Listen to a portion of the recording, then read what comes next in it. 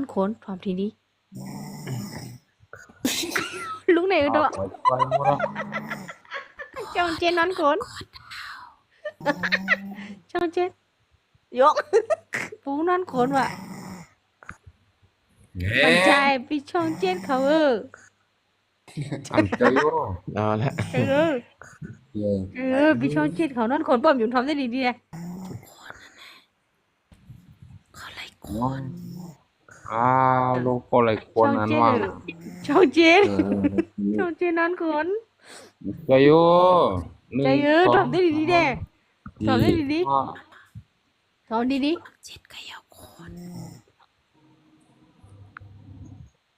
เอาไปต่อยหมดแล้วเนี่ย ยินลาจะพวกมันโขนในพวกมันนอนโขนในมันตีเป็นอันเป็นตุ่มเป็นตุ่มนั้นมันตีต้มยอกในหลวง สุขอย่ามั่วเลยไปถอมดีดีเลยปิดไม้ไปถอมตั้งแต่ไฟต้นขนก่อนเดี๋ยวเลยหู้ปิดเลยปิดไม้ไฟไม่มาเลย พี่ เรา มาปิดแล้วตัวปิดไม้มันนำตัวเลยปุ่นละนานมันหันยังชีอิดแค่นั้น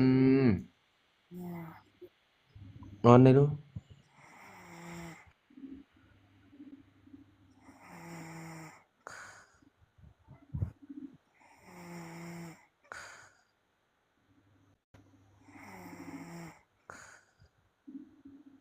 ก่อยต่อยหมดแล้ว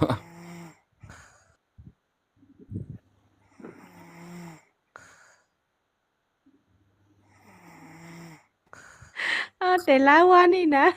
ช่องไหนมีคนมานอนขนกูเข้าคุณไหนสุขอยู่ลูกนอนขนปิดไม้หนิงมาปิดไม้หนิงผมอยู่เขานอนขนเป็นนอน ปิดลูก นี่ถอยไปเปิดได้กับไหนยินเสียงเอากับไหน ปิดไว้แล้ว หันก่อนปิดซึ่งเขานอนขนวันไหนช่องเจนนอนขนไล่สวนเขาเลยไม่ควรมานอนกูคำมาถาง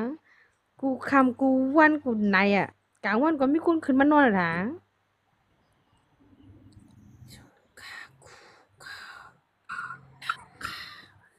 อีหยังก้อนนั้นก็พี่เอาเสียงมาออกเพื่อห้าห้องเอาความมาออก